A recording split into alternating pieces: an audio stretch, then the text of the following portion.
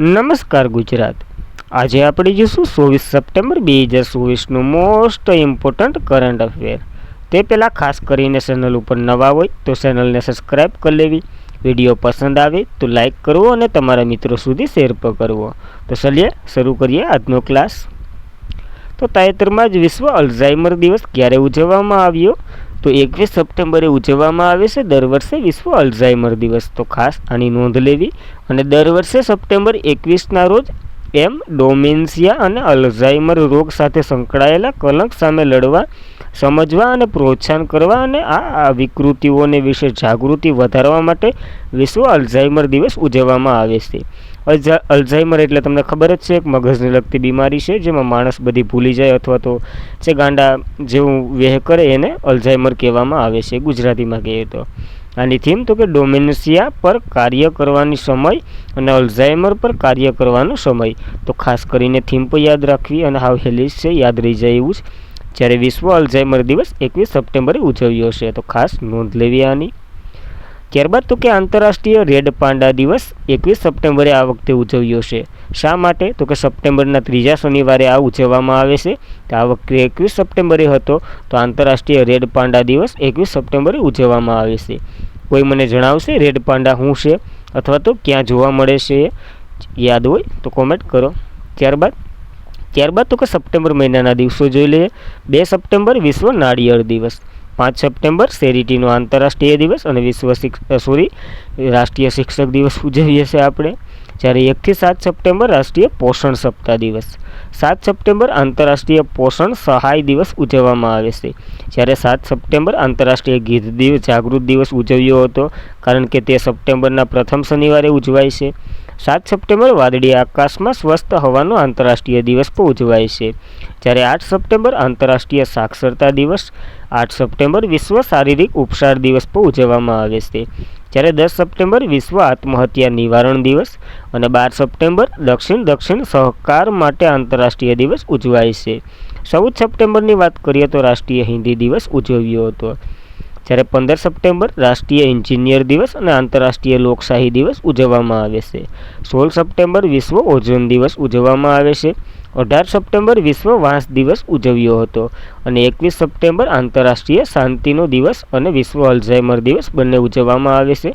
તો ખાસ કરીને સપ્ટેમ્બર મહિનાના દિવસો યાદ રાખવા।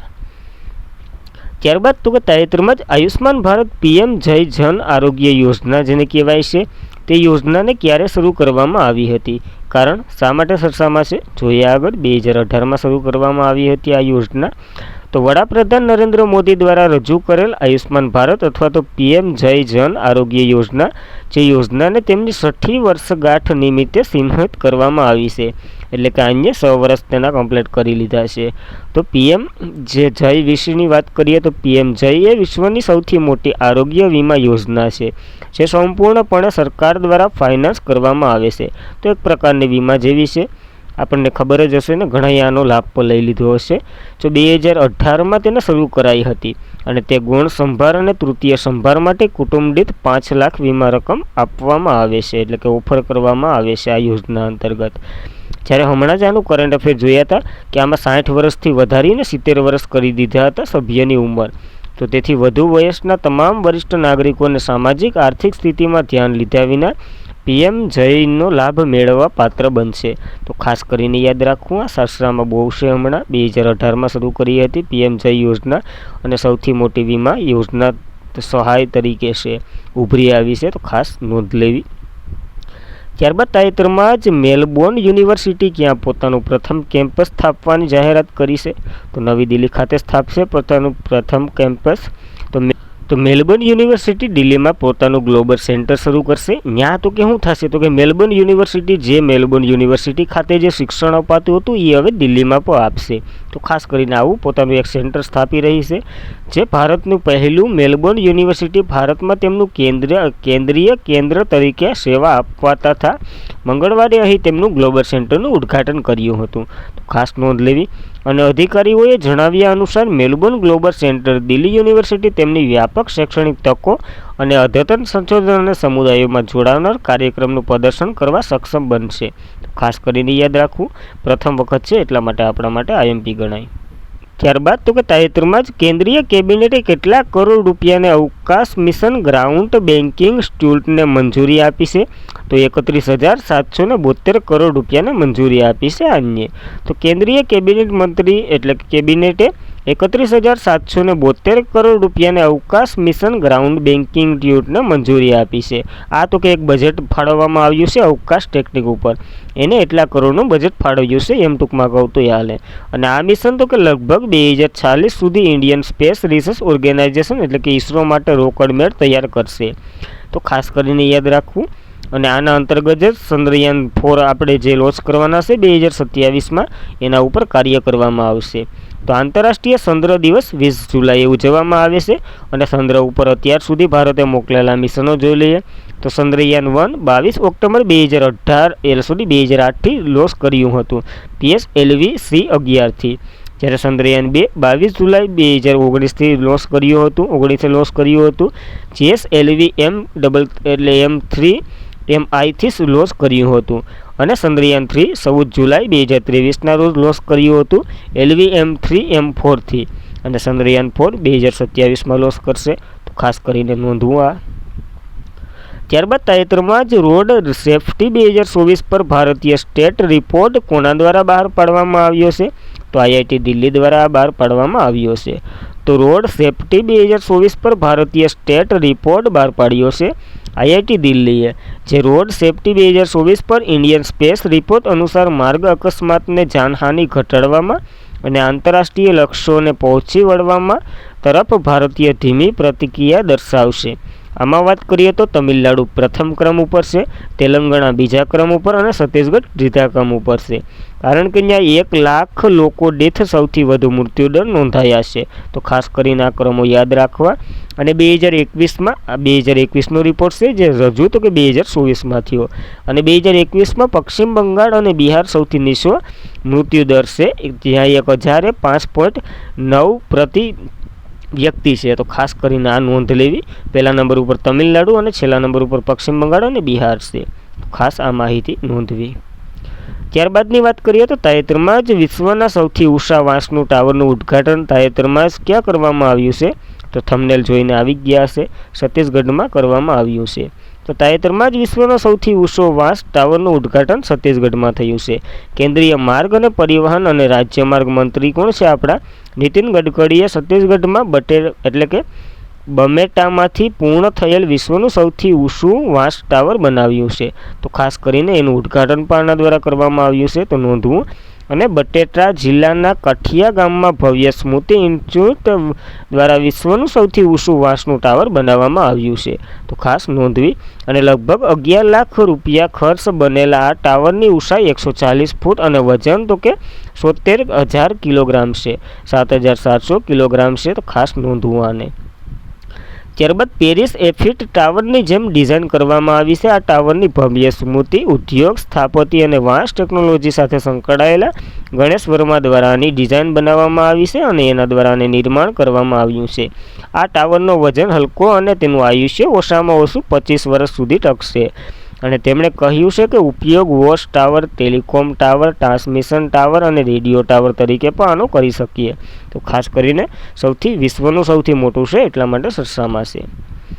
ત્યારબાદ તો કે તાજેતરમાં જ બહાર પાડવામાં આવેલ રાજ્ય ફૂડ સેફ્ટી ઇન્ડેક્સ 2024માં સતત બીજા વર્ષમાં ટોચનું સ્થાન કોને મેળવ્યું છે? તો કેરળ રાજ્યએ મેળવ્યું છે. તો તાજેતરમાં જ રાજ્ય ફૂડ સેફ્ટી ઇન્ડેક્સ હમણાં જ આપણે જોયું હતું, આનું ઉદ્ઘાટન તો કે નવી દિલ્હીમાં થયું હતું. આમાં પાર્ટનરશિપ તરીકે જાપાન દેશ, રિયોસેન આવું બધી ઘણી ચર્ચાઓ કરી હતી. એ અહીંયા રિપોર્ટ બહાર પાડ્યો છે પ્રથમ વખત તો નથી. 2024માં સતત બીજા વર્ષમાં ટોપનું સ્થાન મેળવ્યું છે કેરલે. અને ફરી એકવાર ખાદ્ય સુરક્ષા અગ્રેસર તરીકે ઉભરી આવ્યું છે. જ્યારે food safety and startup authority of India દ્વારા બહાર પાડવામાં આવેલા વાર્ષિક રેન્કિંગ જે ભારતના રાજ્યો અને કેન્દ્રશાસિત પ્રદેશો ખાદ્ય સુરક્ષા કામગીરીનું મૂલ્યાંકન કરશે. હવે એમાં જોઈએ તો કેરળ સતત રેન્કિંગ, કડક ખાદ્ય સુરક્ષા પગલાં અને અદ્યતન ઇન્ફ્રાસ્ટ્રક્ચર અને મજબૂતીની દેખરેખ દ્વારા જાહેર આરોગ્ય પ્રત્યે રાજ્યની પ્રતિબદ્ધતા પ્રકાશિત કરવામાં આવી છે. કારણ કે કેરળ ટોપ ઉપર છે, પોરે હતું અવારે છે.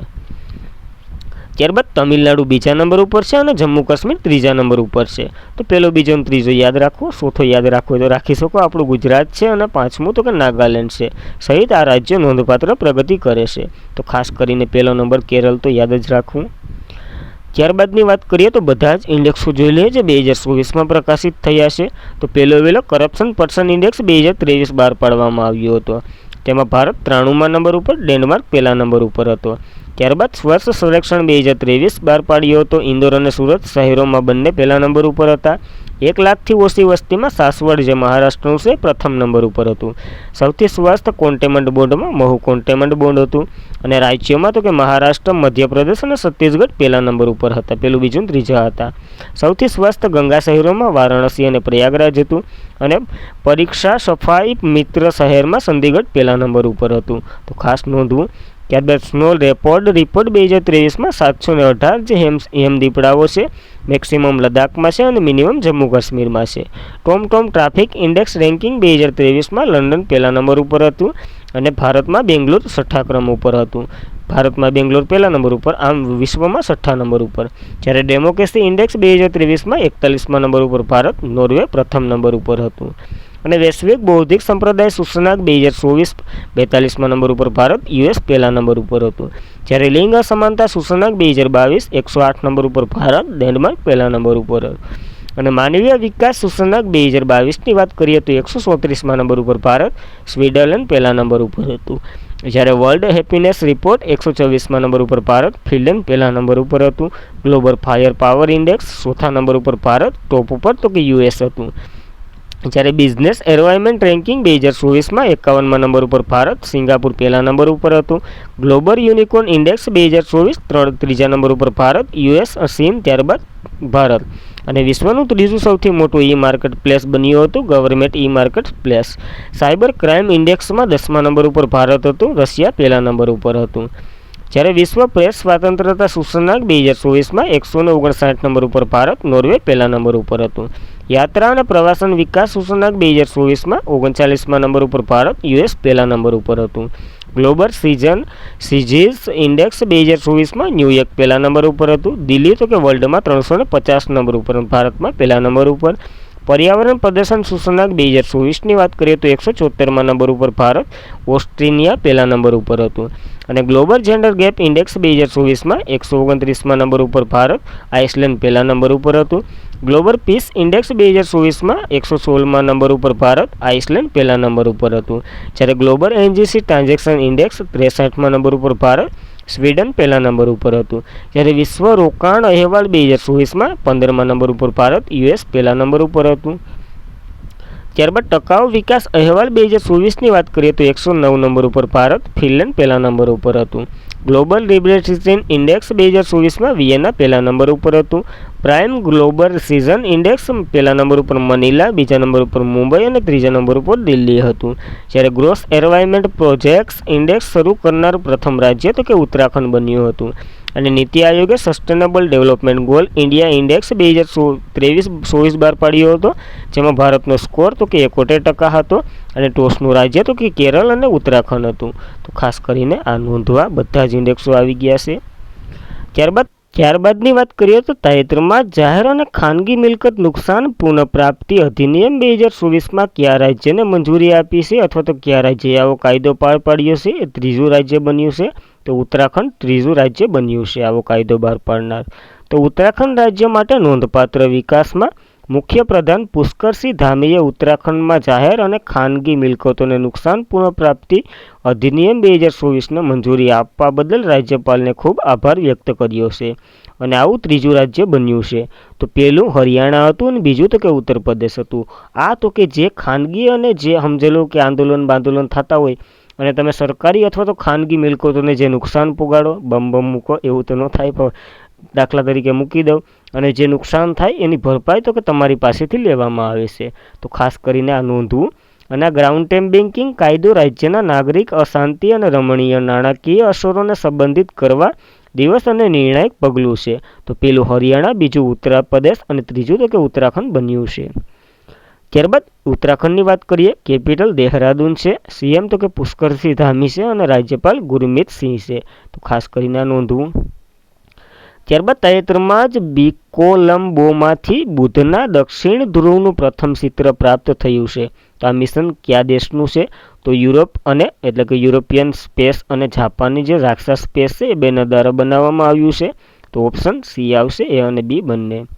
તો પૃથ્વીના બીપી કોલંબોમાંથી બુધને દક્ષિણ ધ્રુવનું પ્રથમ ચિત્ર પ્રાપ્ત કર્યું છે. અને સંયુક્ત યુરોપિયન જાપાન જે બીપી કોલંબ મિશનને 5 સપ્ટેમ્બર 2024ના રોજ બુધની તેમની સૌથી ફ્લાયર સફળતાપૂર્વક કરી હતી અને અવકાશના સૌથી અંતરિત ગ્રહની આસપાસ તેમની અંતિમ ભ્રમણકક્ષા નજીક લીધું છે. શા માટે આ ચર્ચામાં છે? કારણ કે બુધ પૃથ્વીની સૌથી નજીકનો ગ્રહ છે અને તેમનું તો કે દક્ષિણ ધ્રુવનું ચિત્ર લઈને આવ્યું છે. આ એટલા માટે ચર્ચામાં છે, તો ખાસ નોંધવું આ.